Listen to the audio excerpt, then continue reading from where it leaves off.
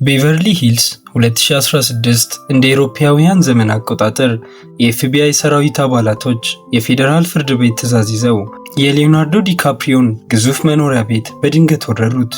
የመጡት ግን የፊልም ኮከቡን አብሯቸው ፎቶግራፍ እንዲነሳ ወይም ደግሞ እንዲፈርምላቸው አልነበረም። በመደርደሪያው ላይ የተቀመጠውን የኦስካር ሽልማት አልፈው ሄዱ። ያ ዘ ሬቨናንት በተሰኘው ፊልሙ ያሸነፈው ኦስካር ነው። ነገር ግን የፖሊስ አባላቶቹ የመጡት ሌላ ኦስካር ፍለጋ ነው።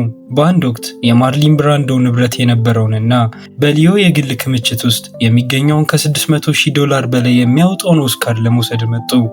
እንደ ኤፍቢአይ እምነት ይህ ሽልማት የተሰረቀ ንብረት ነው። ፖሊሶቹ ወደ ቤት ከገቡ ደቂቃዎች አልፈዋል። ቤቱን በዘዴ መፈተሻቸውን ቀጠሉ። $3.2 ሚሊዮን የሚያወጣ የፒካሶ ስዕል ላይ ምልክት አደረጉ። $9 ሚሊዮን የሚያወጣ የባስኪያ ስራ፣ ብርቅዬ ፎቶግራፎች፣ ቅርጻ ቅርጾች፣ በአጠቃላይ በሚሊዮኖች የሚቆጠር የጥበብ ስራዎችና ውድ ቁሳቁሶች ሁሉም የተሰረቁ ተብለው ተመዘገቡ። ሊዮ ኤፍቢአይዎች ንብረቱን አንድ በአንድ ሲመዘግቡና እንደ ማስረጃ ፎቶ ሲያነሱ በዝምታ ይመለከታል። በሊዮናርዶ ዲካፕሪዮ ቤት ውስጥ $30 ሚሊዮን በላይ የሚያወጣ የተሰረቀ ንብረት ተገኘ። ቆይ ግን ሊዮናርዶ ዲካፕሪዮ $30 ሚሊዮን በላይ የተሰረቀ ንብረት ይህ እንዴት ሊሆን ቻለ? የሆሊውድ ትልቁ ኮከብ በሚስጥር ሌባ ነው ወይስ ከተደራጁ ወንጀለኞች ጋር ግንኙነት አለው? ይህ ሁሉ ንብረት የተሰረቀ መሆኑን ያውቅ ነበር? ለእነዚህ ጥያቄዎች መልስ ለማግኘት ወደ ኋላ መመለስ አለብን።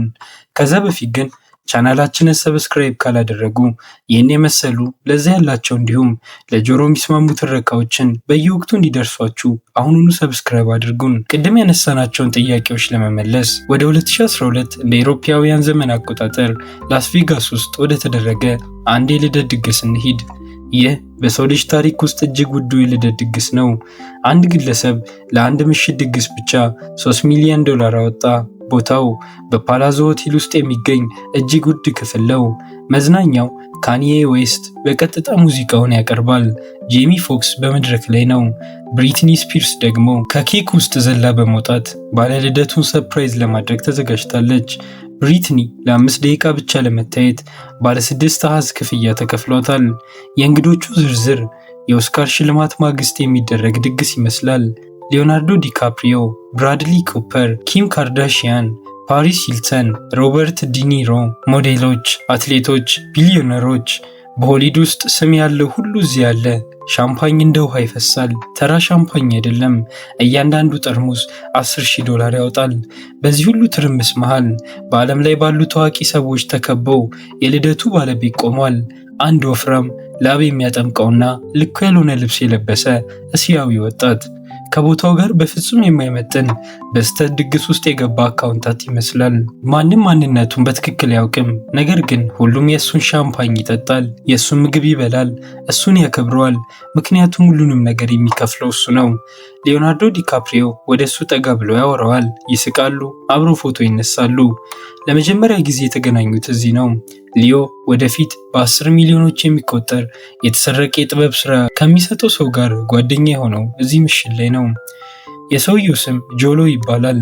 የ31 ዓመት የማሌዥያ ነጋዴ ነው። በዚህ በአንድ የላስ ቬጋስ የሳምንት መጨረሻ ብቻ ለድግስና ታዋቂ ሰዎች በግብዣው እንዲገኙ ለማድረግ $5 ሚሊዮን አወጣ። ለመሆኑ ጆ ማን ነው?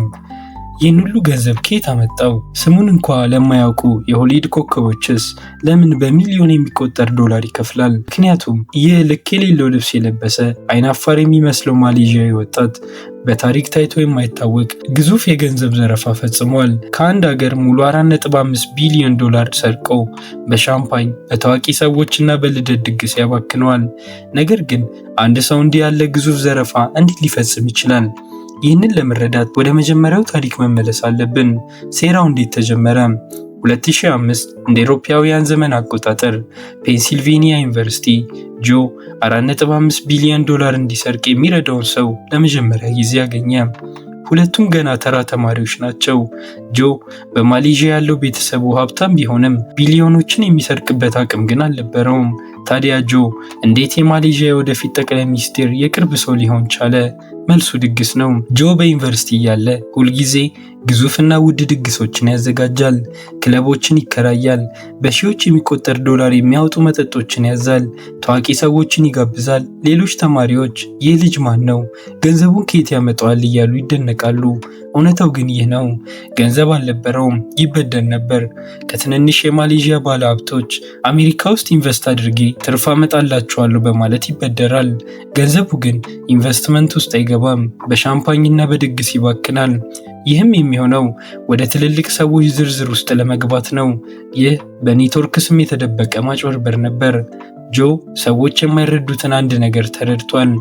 ዓለም ያንተ እንደሆነች አድርገህ ካሳየ ማንም ሰው የገንዘብ ምንጭ ከየት እንደሆነ አይጠይቅህም።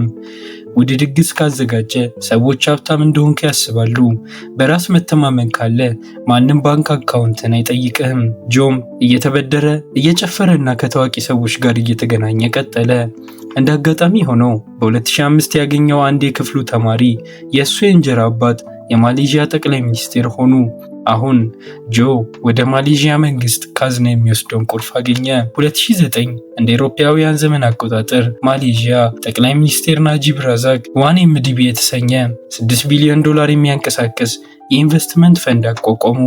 ዓላማው ሀገሪቱን ለማዘመን ትምህርት ቤቶችን፣ ሆስፒታሎችንና መንገዶችን ለመገንባት ነበር።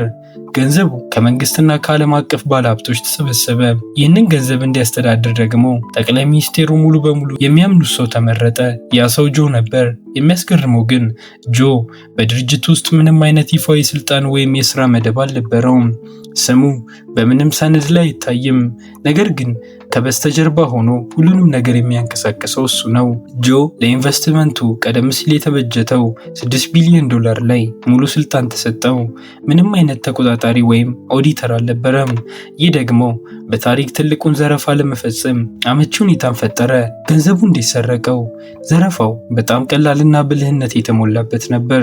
ጆ በስዊዘርላንድ፣ በሲንጋፖር እና በካይማን ደሴቶች በመቶዎች የሚቆጠሩ ሼል ኩባንያዎችን አቋቋመ። እነዚህ ኩባንያዎች በወረቀት ላይ ስም ያላቸው ቢሆንም ቢሮ ወይም ሰራተኛ የሌላቸው ባዶ ናቸው። ገንዘቡ ከመንግስት ካዝና ያወጣና ለልማት በሚል ስም ወደ አንዱ የጆ ኩባንያ ይላካል። ከዚያ ኩባንያ ደግሞ ወደ ሌላኛው፣ ከዚያም ወደ ሌላኛው። ገንዘቡ በባንኮች መካከል በክበብ ይዞራል። እያንዳንዱ ባንክ የሚያየው የገንዘቡን አንድ ክፍል ብቻ ስለሆነ ጥርጣሬ አይገባውም። በአንድ ወቅት $1.3 ቢሊዮን በ7 ቀናት ውስጥ ብቻ ከመንግስት ካዝና ወጥቶ ወደ ጆ የግል አካውንት ደረሰ። ማንም ደግሞ አላወቀም። ጠቅላይ ሚኒስቴሩ ራሳቸው ሰነዶቹን ይፈርማሉ። ለምን? ምክንያቱም እሳቸውም ከዘረፋው ድርሻ ነበራቸው። ከ$681 ሚሊዮን በላይ ወደ ጠቅላይ ሚኒስቴሩ የግል ባንክ አካውንት ገብቷል። ሀገሪቱ ለሆስፒታልና ለትምህርት ቤት የሰበሰበችው ገንዘብ በሁለት ግለሰቦች ኪስ ውስጥ ገባ። አሁን ጆ ቢሊዮነር ሆኗል። ወደ ሆሊውድ በመሄድ ሬድ ግራናይት ፒክቸርስ የተሰኘ የፊልም ፕሮዳክሽን አቋቋመ። የመጀመሪያው ስራው ደግሞ ዘ ወልፍ ኦፍ ዎል ስትሪት የተሰኘው ፊልም ነበር። የሚገርመው ነገር ፊልሙ ስለ አንድ ባለሀብቶችን ስለሚያጭበረብር ሌባ የሚተርክ መሆኑ ነው። ጆ በእውኑ ዓለም እየሰረቀ ስለ ስርቆት የሚተርክ ፊልም በ$100 ሚሊዮን አዘጋጀ። ሊዮናርዶ ዲካፕሪዮ በፊልሙ ላይ ተዋናይ ሆነ። ጆ ለሊዮ $3.2 ሚሊዮን የሚያወጣ የፒካሶ ስዕልና የማርሊን ብራንዶን ኦስካር በስጦታ ሰጠው።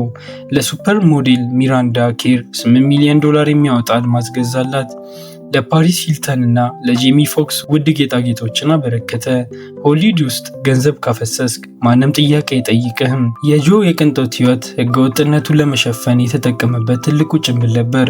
ይህ ሁሉ ድራማ በ2015 እንደ አውሮፓውያን ዘመን አቆጣጠር ማብቂያ ላይ መፈራረስ ጀመረ። ክሌር ሩክሳል የተባለች ጋዜጠኛ የጠፋውን ቢሊዮኖች የሚያሳይ ምርመራ ዘገባ አወጣች። ኤፍቢአይ ጉዳዩን ተረከበ። ገንዘቡን መከታተል ጀመረ። ሊዮናርዶ ዲካፕሪዮ የተቀበላቸውን ስጦታዎች በሙሉ ለፖሊስ አስረከበ። ሚራንዳ ኬር $8 ሚሊዮን የሚያወጣው አልማዝ በፕላስቲክ ዕቃ አሽጋ መለሰች። የማሌዥያ ህዝብ በአመፅ ተነስቶ መንግስትን ገለበጠ። ጠቅላይ ሚኒስቴር ናጂብ ራዛቅ በሙስና ተከሰው የ12 ዓመት እስራት ተፈረደባቸው። ጆ ግን እስከዛሬ አልተያዘም። በ2015 ለመጨረሻ ጊዜ ታይተው ከዚያ በኋላ ጠፍቷል። ፊቱን በፕላስቲክ ሰርጀሪ አስቀይሮ ቻይና ውስጥ ሊኖር እንደሚችል ይገመታል። ኤፍቢአይ እሱ እሱን ለሚጠቁም $1 ሚሊዮን መድቧል።